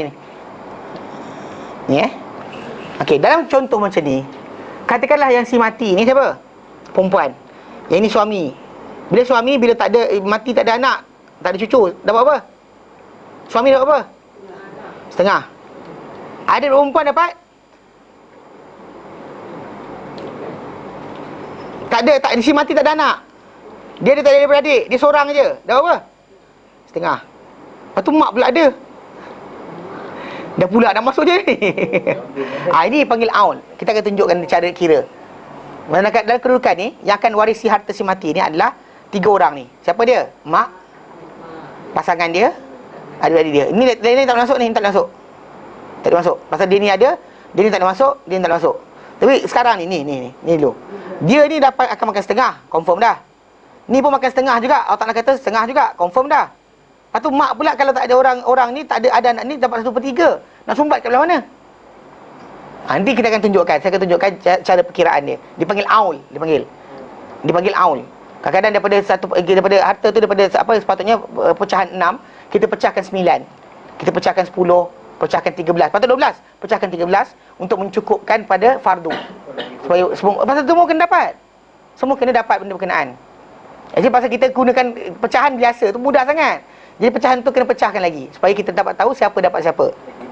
Nanti akan detail. So jadi kita akan belajar nanti insya-Allah lepas ni nanti perkiraan Saya akan tunjukkan contoh perkiraan, cara berkira dan actually benda ni memang kita kata selagi tak buat latihan tak tahu. Kita lagi tak buat latihan tak tahu. Okey? Ustaz. Ya. KWSP memang Ya. Pasal itu simpanan. Simpanan hari tua anda. okey. Kalau dah 2 anak angkat mati, mak angkat tu benda dari kecil. Terus diletak penama. Penama si ibu angkat tu. Okey, sekarang ni soalan Angkat tu ada anak. anak dia wajib dapat. Wajib kan? Kalau bapa dengan mak dia ada lagi, wajib dapat. Tapi bukan bapak dia bela, walau tak bela. Ya, walau tak bela. Tu sebab kenapa kena ingat. Jangan macam, tapi saya yang bela, letih penat-penat berpeluh-peluh. Dengar sini. Anda infakkan harta untuk bela budak berkenaan, pahala tu Allah Ta'ala ada. Yang anda kejar pahala Allah Ta'ala ke harta dunia? Janganlah kita macam, tapi saya yang bagi. Walau bagi kan bagi makan pada budak tu kan pahala. Siapa suruh? Ayat jahat. Apa suruh bela? Tapi dah bela masa baby ni. Ya, walaupun Kita boleh nak angkat tu sebab kita nak bela kan. ya. Sebab yang kita ambil faedah. Kita ini bukan menuai. Tuaian sebenar kita adalah akhirat. Tuaian dunia ni kata, tapi saya yang bayar. Walau anda bayar, kata. Mak angkat tu dah dapat dah termakan tu. Dia kena belajarlah beristighfar, minta ampun, taubat dan sebagainya, belajar melakukan hak. Dah meninggal macam mana? Kita minta ampun bagi pihak dia kerana kita ada duit, kita sayang orang tu. Kita jumpa dengan waris mati tadi, kita kata ambil lah ni. Saya dia dah ambil kan, silap ni saya bayar balik. Pasal orang berhutang kita ni. Kalau kita ada nak angkat, kena tunjukkan tu tak waris dia lah. Macam mana? Ini sebenar. Ya, kena tunjuk. Tak boleh kita tinggal macam tu, bahaya. Dia ada waris. Dia ada waris dia. Cik tu saya kata, bercerai mak bapak atau lari dan sebagainya, bla bla bla bla, still waris dia tak waris dia. Masa kita nak cakap. Bila dia kita nak angkat kan. Bila dia faham bahasa lah. Kalau dia tak faham bahasa, ajar je dia. Takut dia tu kan. Dah tunggu dia besar. Zaman sekarang, Tuan Haji buka je handphone. Wahai anakku, dengarlah sini. Ini abah nak cakap ni. Kan rakaman tu boleh buat kan. Cerita P. Ramlee pun ada kan. Dia ada recording dalam mimpi. Ini recording, record lah. Actually banyak benda cara dia kita boleh bagi tahu pemberitahuan, adik-beradik kita pesankan dan sebagainya supaya ingatkan dia. Actually many ways. Ataupun salinan tu lah. Pada lahir dia ke-18, automatic auto send email. Kan email MMS dia buka-buka. Hologram Ustaz. Wahai anak aku, janganlah sekian. Dia tak macam ni. Wahai anak keluar besar ni. Wahai anak aku, dah sekian. Dia kena cakap lah, kena bagi tahu. Pasal waris tadi wajib dapat. Harta yang waris tadi kita tak boleh potong. Pasal takkan gugur. Melainkan keluarga dia bunuh dia. Atau keluarga dia murtad. Atau keluarga dia dalam tawanan perang. Barulah dia tersekat secara total. Kalau waris dia meninggal pun dia pun boleh dapat. Ya saya masih berjalan. Dosa tak malang dia. Nah? Dosa dia yang buat tu tak malang dia. Ya betul. Harga apa semua tak malang. Tak menghalang. Urusan dia dengan Itu urusan dengan Allah Ta'ala. Yang pentingnya dia tetap waris, maka anda jangan sekat. Itu je. Jangan makan harta haram. Percayalah cakap saya. Tak untung pun. Tak untung, rugi. Faham Rugi besar. Baik, nanti kita akan bincang kemudian dan insya-Allah nanti kita akan masuk. Nanti kita akan buat macam tau. Dia ada buku. Mana buku tadi hilang dah. Okey. Ni benda. Kita dah faham Ustaz. Ya saya benda tu je. Kalau ada kelas 2 yang yang topik hari ni saya kurang faham. Yang pasal hijab blok tu kan. Blok tu kita akan bagi nanti. Ustaz bagi nanti dia explain lagi. Saya explain tak. Contoh macam ni kan. Nanti kan kita ada hijab ini. This one. This one. Tak, jadi doktor yang Ustaz cakap 1 2 3 4 5 6 tu kan. Oh yang tadi yang kita bawa cerita tadi. Itu dia macam ni. Tak apa nanti kemudian insya-Allah kita terangkan. Tapi yang penting sini, pasal kena ingat hijab dalam bahasa Arab dia bukan hanya hijab hilang terus. Ada hijab hilang terus tak boleh masuk langsung. Dalam ni macam gini hijab ni sekat terus. Macam bila ada datuk ni, bapa ada automatik atuk takkan dapat 1 sen pun. Ini sekat total. Yang nenek pula tak dapat kalau mak ada. Yang anak-anak pada anak lelaki takkan dapat bila ada anak lelaki. Ada adik perempuan yang adik-beradik lelaki yang kandung tak boleh masuk dalam perolehan harta kalau sekiranya si mati tadi ada bapa atau anak lelaki atau anak cucu lelaki lah daripada anak lelaki. Mana ada anak perempuan? Anak perempuan tak boleh sekat. Kalau sekat. Itu sebab kenapa kan adik perempuan, kita ada anak perempuan, ada adik perempuan. Kan adik perempuan kita boleh temankan anak kita. Ingatkan rajah kita buat dulu, kan dia temankan. Contoh macam dalam rajah yang kita tunjuk tu, dia temankan adik-beradik dia, anak-anak kita. Macam ni. Macam ni. Bukan ni. Macam ni macam ni. Ni, macam ni. Kan nampak tak? Yang dalam kisah ni anak perempuan akan ditemani oleh cucu dia, cucu semati. Kalau macam keadaan macam ni, adik-beradik perempuan dia akan temankan juga. Kalau kita tukar macam ni kan, katakanlah cucu ni tak ada. Mana anak perempuan ada, cucu tak ada. Cucu tak ada anak perempuan, cucu ni pun mati juga. Adik-beradik perempuan ada. Adik perempuan dia akan masuk temankan harta, makan harta. Dia pasal anak perempuan tak cukup kuat untuk tolak adik-beradik kita daripada menahan makan. Kalau kecuali adik-beradik perempuan, anak-anak perempuan kita ramai, barulah dia sekat. Tak boleh, diorang tak boleh masuk. Faham? Saya tak langsung itu bentuk maksud dia sekatan daripada dapat banyak atau tak boleh masuk langsung tu je. Tapi dari segi asasnya kita kata benda ni yang kita akan buat nanti insya-Allah. Dia contoh macam ni lah. Saya contoh ya. Contoh dia macam ni.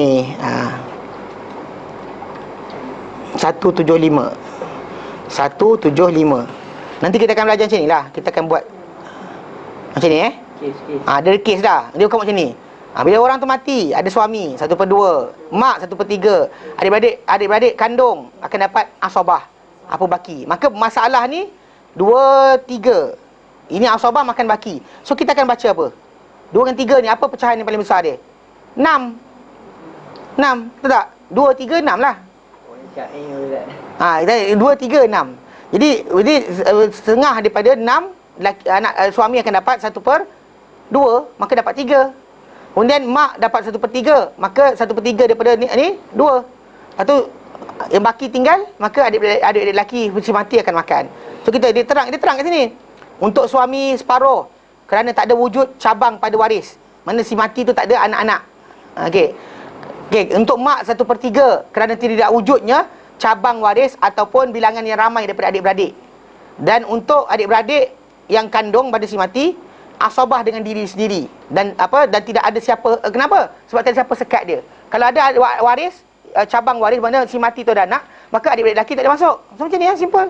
Kita akan buat macam ni lah. Kemudian dia buat lagi. Dia actually memang orang buat macam tu. Dia buat dia buat macam macam ni tak? Kes-kes ni macam ni. Ada orang tu mati tinggal anak perempuan, mak, isteri, adik-beradik.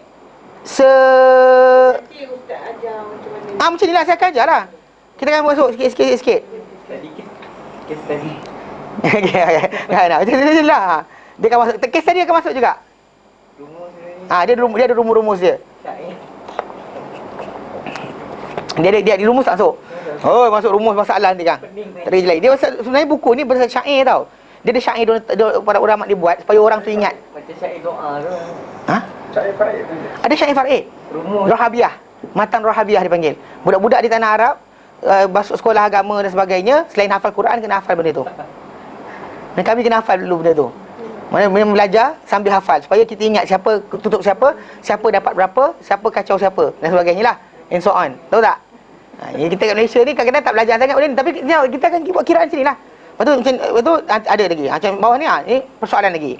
Kalau orang tu mati tinggal bintul ibn, ada cucu daripada perempuan lelaki, ada suami dan juga ada, nampak tak? Ini nampak tak? Setengah. Kan? Dia ada ni anak dia akan dapat setengah. Cucu dapat setengah.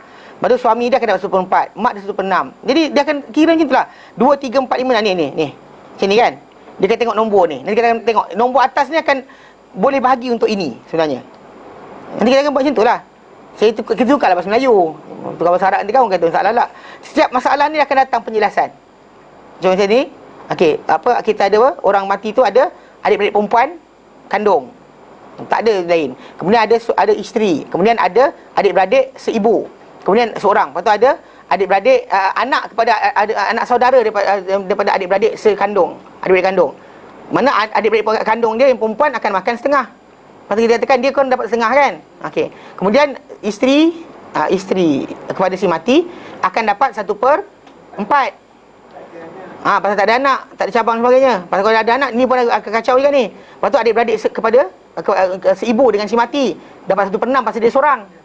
Kemudian anak saudara kepada si mati yang daripada adik-beradik lelaki dia. Dia adik-beradik kandung dia, anak abang dia. Maka orang tu makan asabah. So dia kira macam ni dah. Tak ada ni sangat. Simple je. Cuma jadi kes kalau aun tu yang saya kata, kalau wujud contohnya suami si mati, adik-beradik perempuan si mati, mak si mati. Kan itu memang serius dah habis dah. Setengah-setengah tiba-tiba 1/3 nak sumbat ke mana? Nanti kita akan belajar insya-Allah, saya akan terangkan macam mana. Faham? Yang tu yang rumit.